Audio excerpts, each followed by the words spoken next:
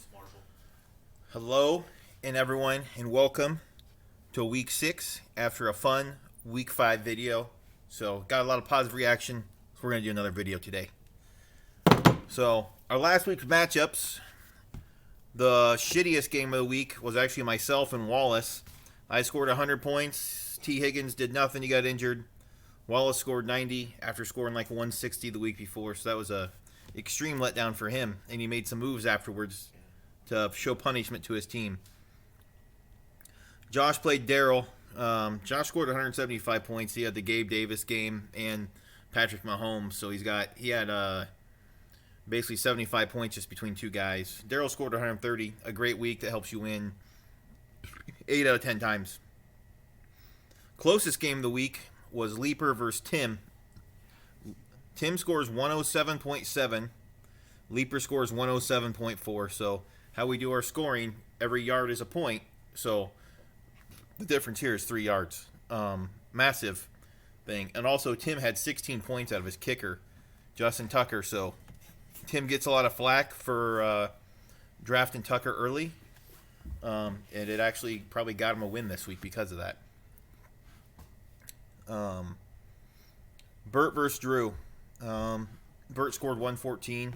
Drew scored 134. Nothing crazy. He has 43 points out of Josh Allen, who's probably the fantasy MVP this year outside of maybe Jalen Hurts, depending on how you feel.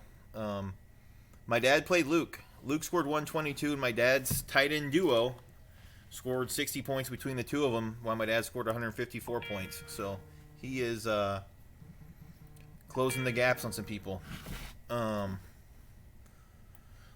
Todd played Nelson, 150 to 111.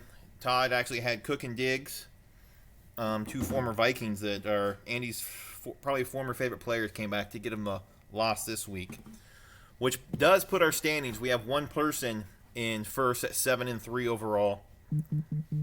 We have 4 people tied for second at 6-4, and then another 4 people tied for third, or actually 6th place, however you want to look at it, at 5-5. Then Leaper at 4-6, myself at 3-7, and Nelson at 2-8. So if you look at the standings, 25% of the way through the season, I mean, it's extremely close and tight, and one game is going to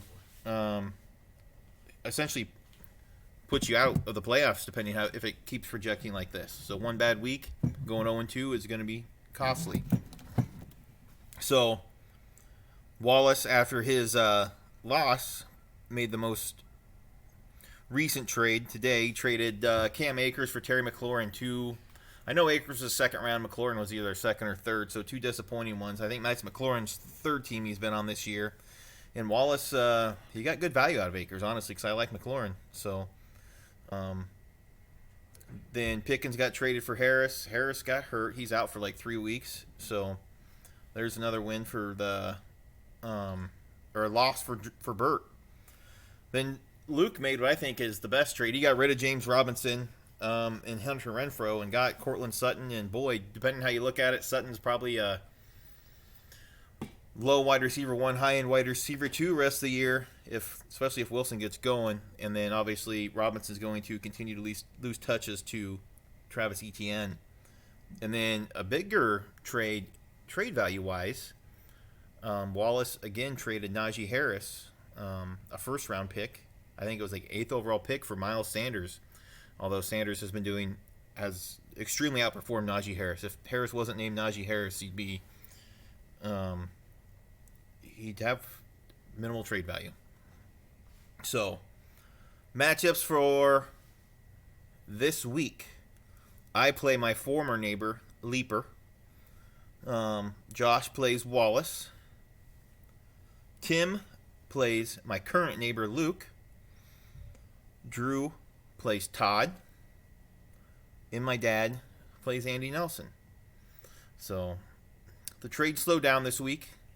But I think you can look at the standings and everyone can see they're one game out of first place or also one game out of last place. So no one's going to – it's going to take a lot to shake some things up here after the next couple weeks or some catastrophic injuries. So But and then next week I can see Burt making a trade because he has Cooper Kupp and Justin Jefferson,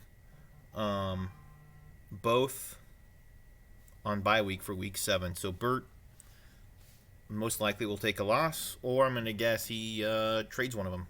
It's just the way the math goes. So thank you guys for watching.